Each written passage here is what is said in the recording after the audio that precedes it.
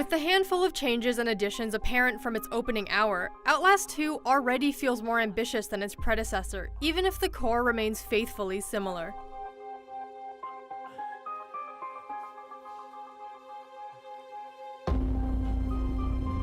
While the first Outlast was set within the grimy confines of a psychiatric hospital, Outlast II sets you loose in a rural Arizona desert overrun by a dangerous cult.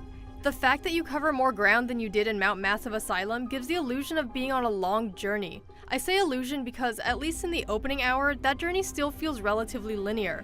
I never had to backtrack or problem solve my way out of a tough spot since the story kept propelling me onward. But in a run-and-hide horror game like Outlast, that's not necessarily a bad thing.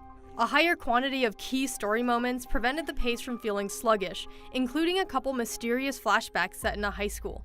Outlast 2 is also a gorgeous-looking game, and its new rural setting pairs nicely with the eerie green tint of your camcorder's night vision.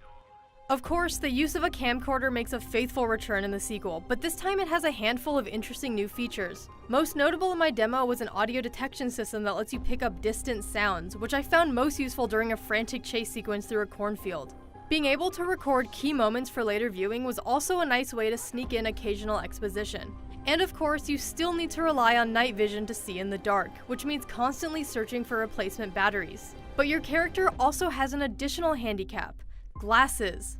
I played 2 separate scenes where his glasses get knocked off, leaving the world a blur until he could find them again. There's a moment in the first Outlast where you get separated from your camera, and I anticipate a few similarly nerve-wracking moments of vulnerability in Outlast 2. The actual horror of Outlast 2 is more complicated. It's easy to say it's exchanged one cliché for another in its transition from spooky hospital horror to rural religious horror, but there's also an uncanny psychological element that kept me from completely shrugging off its setting. After my demo, the developers told me that while the first Outlast sought to take away players' physical integrity, Outlast 2 is all about stealing your mental integrity.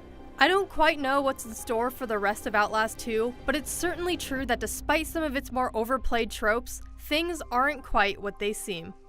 For more on the upcoming Outlast 2, stay tuned to IGN.